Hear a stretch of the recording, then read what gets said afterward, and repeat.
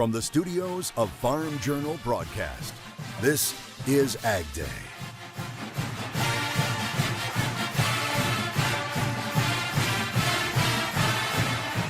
Welcome to Wine Country, and we're not talking about California. So one of the things I'm testing right now is cold, hardy, seedless table grapes.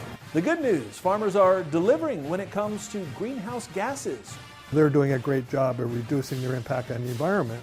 while working to give biofuels a boost. From an amino acid standpoint, soybean meal is a higher quality protein than distillers. It's all happening at South Dakota State University, the latest stop on our College Roadshow, right now on AgDay. The 2024 AgDay College Roadshow from South Dakota State University is brought to you exclusively by Beck's. From farmers' first pass in the field to the final one at harvest, it's a game plan rooted in faith and belief. Beck's Hybrids is with you every turn because both on and off the field, we're all farmers at heart. See why at beckshybrids.com.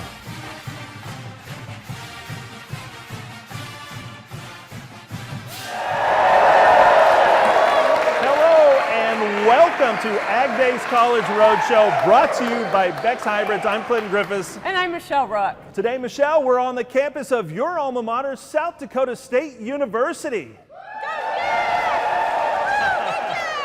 Yeah, look at all of these jackrabbits. It's a full house. And we see some incredible signs from the students here on the campus in Brookings, South Dakota. Now, as the team gets ready to take on Murray State this weekend, go Jacks! Go Jacks!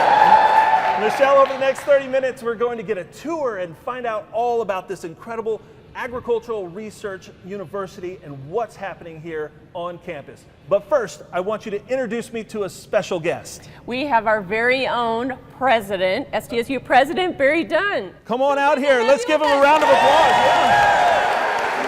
Talk a little bit about how important agriculture is here to this land-grant university. Our response as a land-grant university is to be a research engine to create new knowledge and bring innovation to agriculture in South Dakota, but also this incredible region that we serve, the Northern Great Plains. Well, thank you so much for having us here on campus. Well, we appreciate it. It's our treat, so welcome to campus. Yeah, really appreciate it. Okay, before we get too far along, let's get to today's biggest headlines. For the first time, USDA is reporting a case of H5N1 in a pig. The agency saying it was discovered in a pig in an Oregon backyard farm. USDA saying this is a non-commercial operation and the animals were not intended for the food supply. Officials report the livestock and poultry on the farm shared water sources, housing, and equipment, which in other states has enabled transmission between species. Now, the swine were euthanized. The farm is under quarantine. Officials say it's important to note there is no concern about the safety of the nation's pork supply as a result. The latest drought monitor just released shows that the U.S. once again saw a huge expansion of drought for the fourth week in a row. Forecasters say conditions worsen in every state from the plains east. 48 states have some drought or dryness, which is reported to be the most in drought monitor history. Currently, 54% of the nation is in drought. Well, it got cold here midweek with highs in the mid-40s, but sunshine and warmth are back for the weekend. Meteorologist Jack Van Meter has a first look at our forecast. Temperatures across the country actually cooling down a little bit since we had that large system move through yesterday, really cooling down, especially a lot of the Midwestern states. Chicago only getting up to around 54 degrees. So we can see Cincinnati 62 degrees as well. The heat is still going to be staying in South Texas as always. For the lows tonight, again, chilly temperatures expected for much of the country, getting up into the 30s and 40s, especially for the northern parts of the country as well, and fairly mild again down south. USDA announcing this week it's awarding $39 million in grants to increase the availability of domestic biofuels in 18 states. The agency also making $200 million available through the new Bio-Based Market Access and Development Grants. That money is coming from the Commodity Credit Corporation funds. The soy processing industry is expanding in the Midwest due to the increased demand for soybean oil for biofuels. And Michelle, you talked with researchers here that are looking at ways to utilize that extra meal. Yeah, that's right, Clinton. Now, in the next few years, we are going to see soy processing capacity expand by about 30%, including a new plant that's going to be built here in the state near Mitchell. So soybean farmers are looking for a new home for the meal, and they're funding research here to include more soybean meal in both swine and beef rations. Cattle rations haven't included soybean meal for decades as it was replaced by lower cost DDGs. But as soy crush expands, meal may soon be economical again. It's got to get cheap enough so that on a per unit crude protein basis, it's roughly the same as what distillers are. SDSU research looked at performance, replacing 50% of the DDGs in cattle rations with soybean meal and 100%. As we feed more protein, cattle respond with improved efficiency and improved growth. That 50-50 blend looked particularly good. In the case of substituting modified for replacing it with corn and soybean meal, those systems are equivalent. He says with today's cattle genetics, the rate of gain could be pushed even more with meal. Their nutritional demands are maybe a bit different, and we think perhaps that that higher quality protein might have a place in some of these growing programs. From an amino acid standpoint, soybean meal is a higher quality protein than distillers. Dr. Eric Weaver is replacing a portion of this synthetic lysine in swine diets with soybean meal, since feeding more than 5 pounds of the amino acid reduces efficiency and carcass quality. And so putting 150 pounds of soybean meal back in that diet to replace synthetic lysine is what kind of gave us the best overall performance and cost. That bump was evident in both market hogs and sows. And we saw about a 1/10 improvement in terms of feed conversion, and we also saw about a 3 to 4% improvement in average daily gain. The key, he says, is finding that sweet spot to make meal economical compared to DDGs and considering the price of lysine. As that price on soybean meal comes down to being a little closer to corn, $250 to $270 a ton bean meal would lead to much better economics. The other advantage is soybean meal is a sustainable feedstuff. Soybean meal is a local product as compared to lysine. Lower priced feeds already give the region a competitive edge, so the hope is lower meal values could help expand livestock production.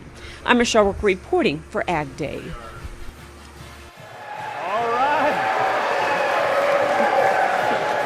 All right, still to come, Michelle will be joined next by a panel of SDSU experts to talk about markets, economics, and ag policy for farmers. And later, we'll learn about the research going into understanding the true emissions coming from farmers' fields. Some fascinating research on today's College Roadshow from South Dakota State.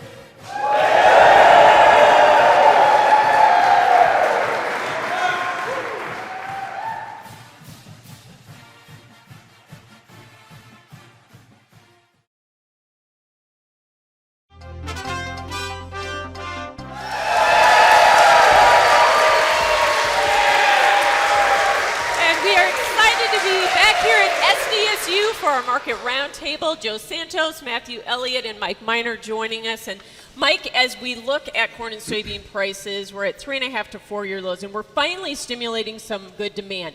But is it enough to chew through these big ending stocks that we see over $2 billion on corn, or under $2 billion, and $550 on soybeans? Is it enough to move the meter? So on the corn side, I think so. We've seen really good progress. We've kept a pretty good price floor around $4. We've shown on the export market that we found destinations like Mexico with maybe a little front loading on their export business here to start off the new marketing year. On the ethanol side, we've seen pretty low stocks. We've seen decent production lately to kick off the new marketing year. So ethanol is sitting in an okay place. We've seen good production lately. Now, if I look at the soybean side of things, it's a little bit different. We've got 500 million bushels of soybean ending stocks to get through, headed in the wrong direction there. We haven't really stimulated any extra demand out of the soybeans yet. China hasn't come in and really made a scene yet. Now, they had a little bit of buying last week. They bought 50 cargo loads, but that was mostly from Brazil.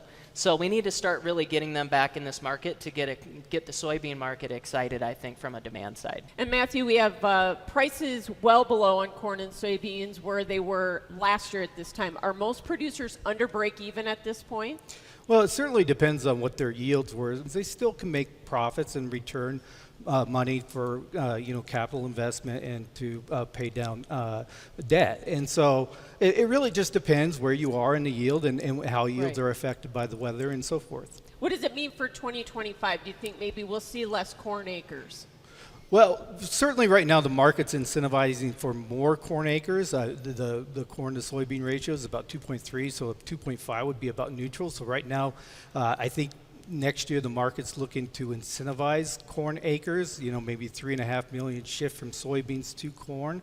That certainly could be a problem, next year for corn prices. So you certainly got to look for those opportunities this spring to try to lock in corn, but it could help on the soybean side. And Joe, the Fed has started to lower interest rates to help the general economy have a soft landing. But do you think that ag economy is going to have a soft landing? Well, interest rates, if they remain relatively high relative to recent history, I think that'll continue to tighten economic performance in general, including agricultural performance. I should say, I think at this next meeting, there might be some folks who are disappointed, who are expecting a more aggressive reduction in rates. I don't think the macroeconomic data really suggests that that would be the appropriate path. So for a while there, I think the sense was that rates would fall rather quickly. But the real economy has bounced back. Employment data are strong. Inflation data are good, but again, all of this signaling, I think, to the central bank that interest rates cannot go down as quickly as they had once anticipated. So again, that's going to tighten essentially costs of production, including production in agriculture. All right, well, thanks so much for your analysis. We will have more Ag Day coming up here, College Roadshow on the road at SDSU.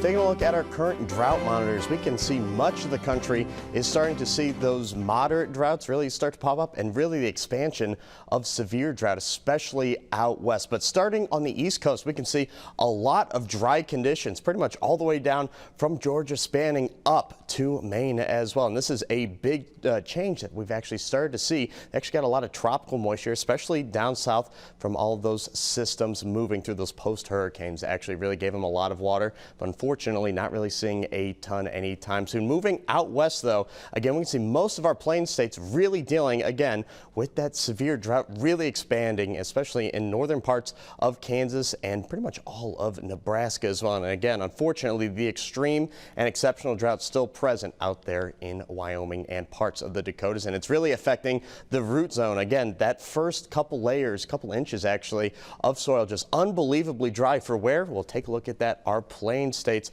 exactly where harvest is starting to begin and actually wrap up. And as we can see, had some problems with the wheat harvest as well. So hopefully we can be getting some more rain in, and thankfully it looks like that is going to be the case as well. Take a look at our precipitation outlook for the next 5 to 10 days. As we can see, New Mexico, funny enough, actually going to be getting a lot of rain, which is great news. We're starting to see the breakdown of the high pressure ridge and just more moisture really advecting out of the Gulf of Mexico, really going to be hitting the heartland parts of the country. Again, very good news there, but again, we can see still going to be dry out west, so something to obviously keep in mind. Waco, Nebraska, 62 degrees, low of 40 degrees. Deer Trail, Colorado, 59 degrees, low of 28 degrees, pretty chilly there. And finally, Waterloo, Iowa, 54 degrees, low of 33 degrees. Ears up! The mascot Jack is joining us to pump up our coverage of South Dakota State University. And up next, farmers get blamed for greenhouse gas emissions, but are the numbers accurate? We'll meet a team of researchers changing the game when it comes to understanding emissions on the farm. That story next.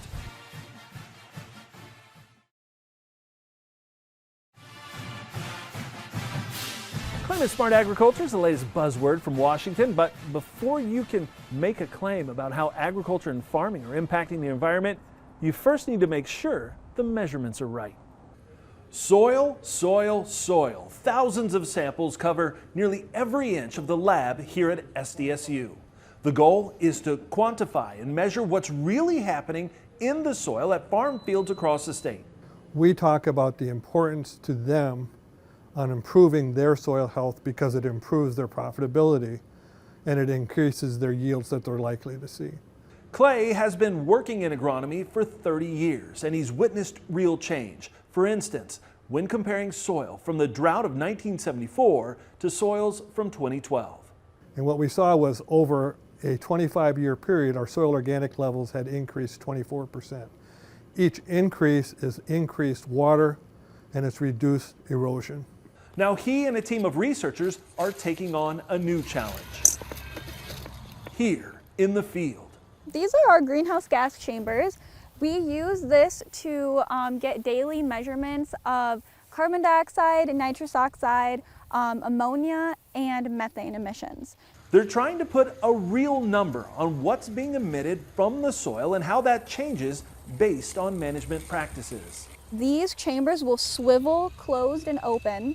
When it swivels closed, it will create an airtight seal with the soil. It will start to mix the air that's in the chamber, and then it will sample that air.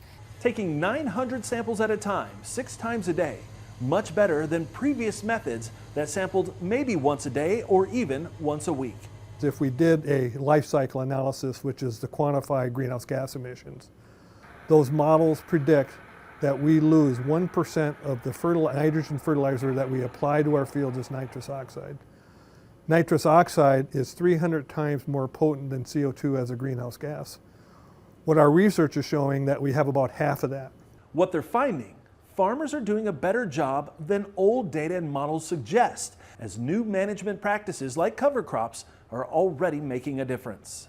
Organic matter is increasing, our erosion has decreased 30% over a period of time.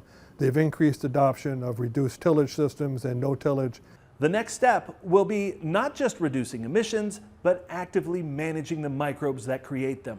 We know that emissions are coming from the microbial community, and we need to understand how that is having a conversation with our plants and our management strategies so that we can use the management strategies to essentially reduce emissions. It's a complex and complicated web, and these researchers are working to understand for farmers and for our future. Michelle, such important work. Yeah, in Clinton, just one study that's happening here at SDSU. Up next, when you think about wine, grapes, and vineyards, South Dakota isn't usually at the top of the list. We meet a researcher dedicating her time to finding the next great grape innovation in the country from SDSU.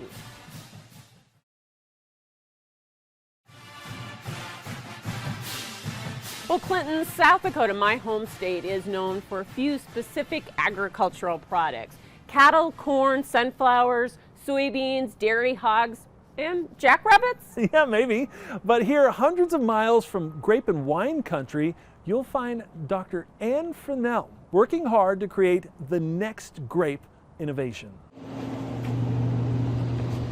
This is where Dr. Fennell feels at home, a greenhouse full of grapevine varieties, helping her discover new useful plant traits that grape breeders can use in the real world.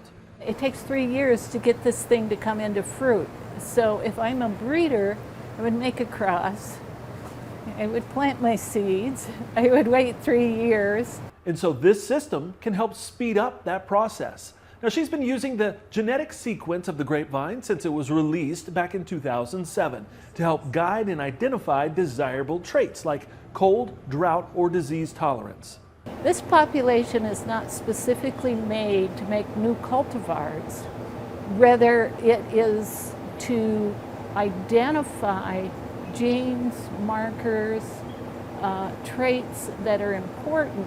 And breeders are constantly coming up with new potential crosses.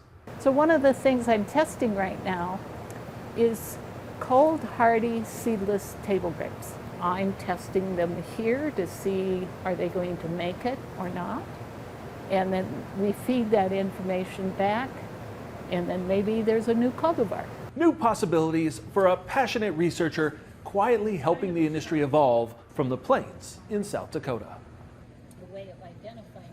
And that's going to do us for our time here this morning on the road at South Dakota State University for the AgDay College Roadshow. Now, it looks like we have one more special treat here. Yeah, I'd like to present you with the 2 flavors of ice cream that originated here at SDSU, cookies and cream and berry. So, thanks for coming. Very glad you're here. Yes, named after our own president. Well, fantastic. Thank you for having us, and thank all of these great students for having us here at SDSU.